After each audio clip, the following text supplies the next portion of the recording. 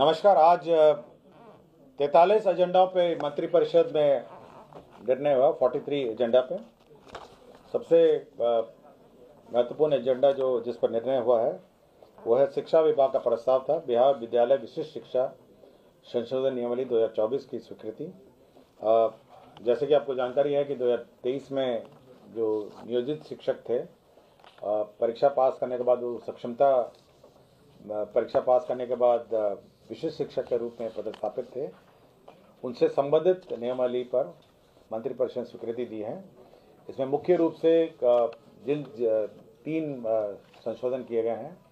पहला संशोधन यह है कि जो 3 परीक्षाएं एलिजिबल थे, 3 परीक्षाएं पास कर उपलब्ध थे, उसको बढ़ाकर 5 कर दिया गया। इसकी घोषणा पूर्व में ही विधानमंडल में कर दी गई थी। उसी को नियमावली में संशोधन किया गया है। दूसरा ये है कि जो विशिष्ट शिक्षक हैं जो जहां पदस्थापित हैं वहीं पे उनका पदस्थापन प्रोविजनली विशिष्ट शिक्षक के रूप में किया जाएगा, और साथ ही साथ जब इनके कागजातों और सर्टिफिकेट की जांच होगी तब ये परमानेंट वहीं पे पदस्थापित हो सकेंगे। किंतु इनका पद स्थानांतरण ही होगा, जिसके लिए स्थानांतरण नीति भविष्य में कभी भी बनाई जाएगी। तीसरा ये है कि जो इनके डिपार्टमेंटल प्रोसीडिंग और कार्रवाई का जो प्रावधान थे उस नियमावली में नहीं थे। जो बिहार सरकार के सर्विस कोड में जो प्रावधान है वो सब किए गए हैं।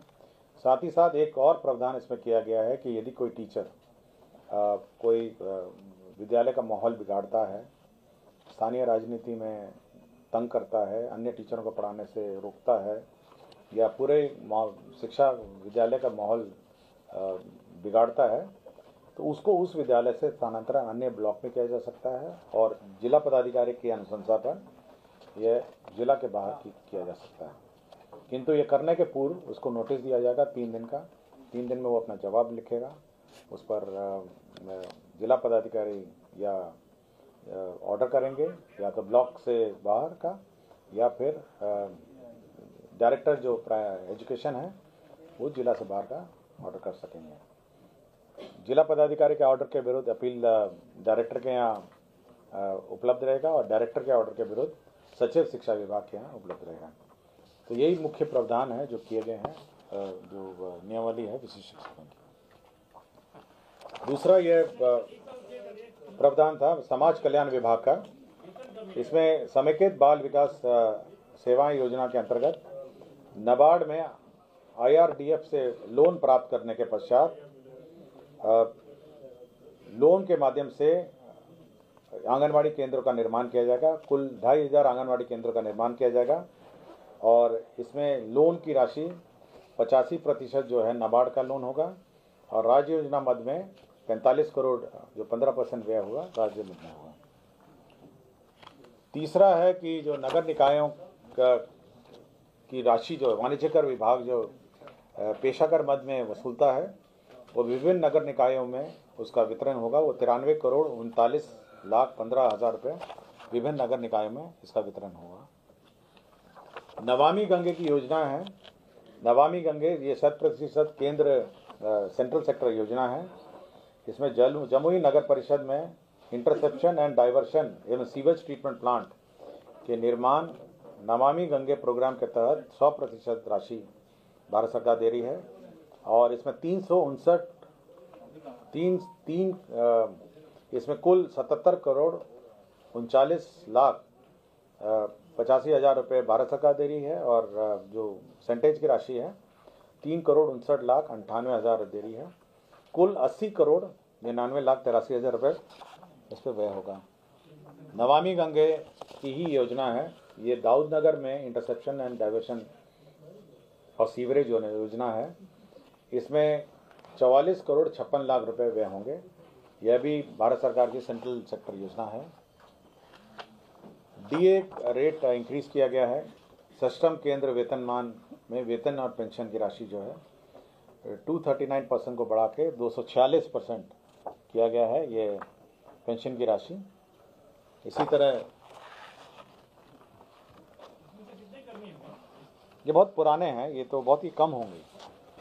ये सिस्टम वाले हैं, कुछ सिस्टम वाले हैं, और फिर कोई पंचम में है, पंचम में आपके जो केंद्र वेतनमान में 443% को बढ़ा के 455% किया गया है।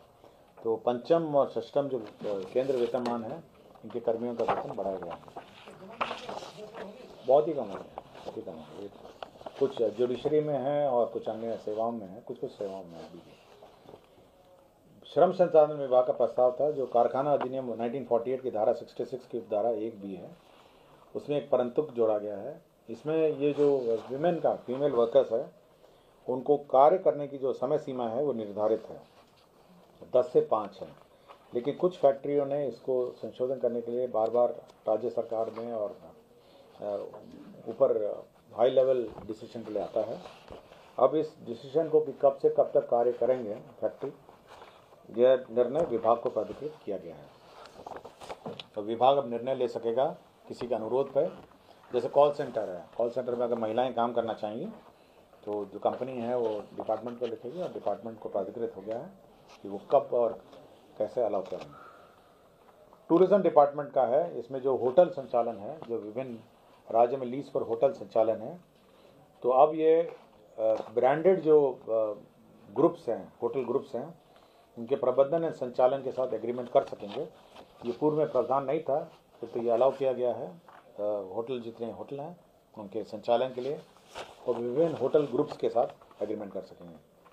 ऊर्जा विभाग की बहुत सारी योजनाएं इस बार स्वीकृत हुई हैं। पहले है north Bihar power distribution company अंतर्गत 123 अदद विद्युत शक्ति उपकेंद्र की क्षमता विस्तार में 158 करोड़ 81 लाख रुपए व्यय होंगे।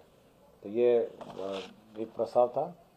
दूसरा प्रस्ताव जो है वो साउथ बिहार डिस्ट्रीब्यूशन कंपनी का है।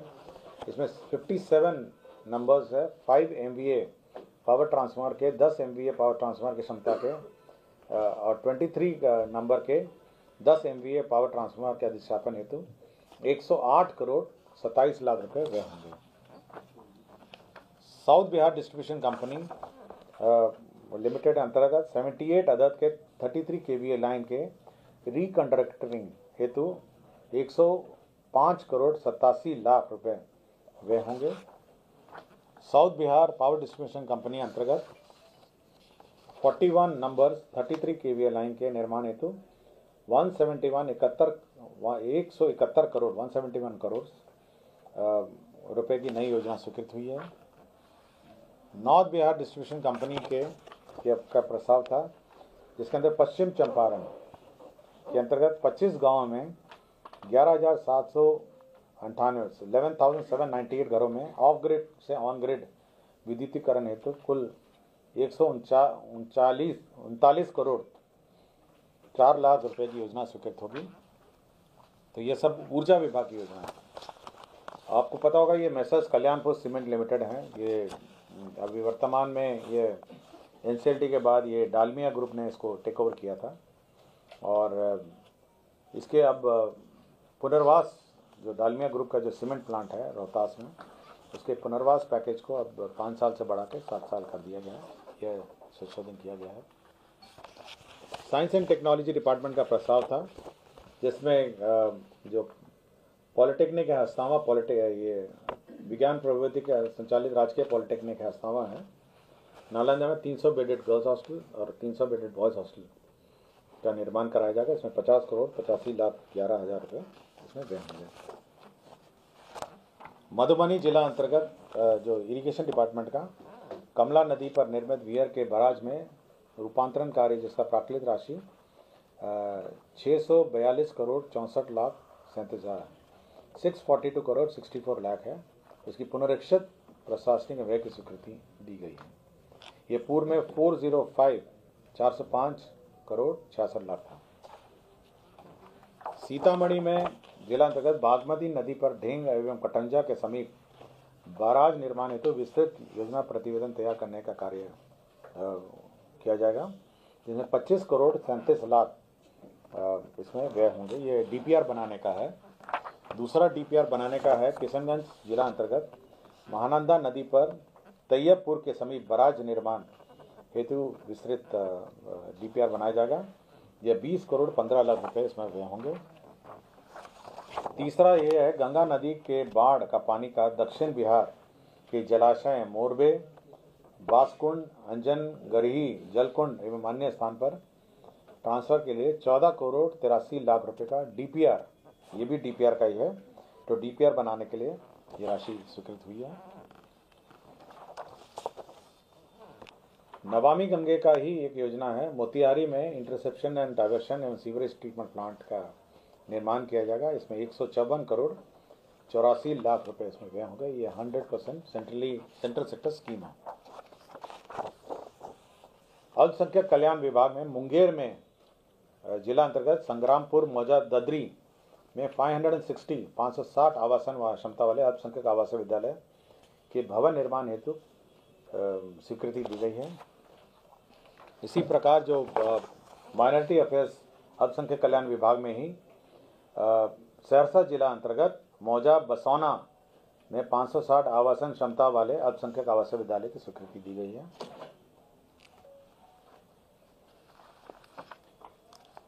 पिछड़ा में मध्य पिछड़ा के अंतर्गत किशनगंज जिला अंतर्गत 520 आवासन वाले पिछड़ा वर्ग एवं कन्या आवासीय +2 उच्च विद्यालय का भवन निर्माण है। किशनगंज में 520 सीट का यह स्वीकृति दिया गया है।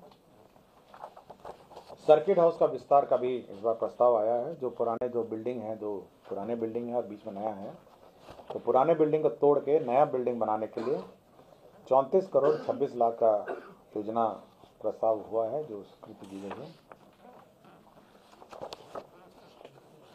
अनुसूचित जाति एवं जनजाति कल्याण विभाग में इसमें दमदाहा, पूर्णिया में +2 उच्च विद्यालय, अनुसूचित जनजाति उच्च विद्यालय +2 उच्च विद्यालय, मुगलिया पुरंदाहा प्रखंड सह अंचल दमदाहा जिला पूर्णिया में स्वीकृत किया गया है।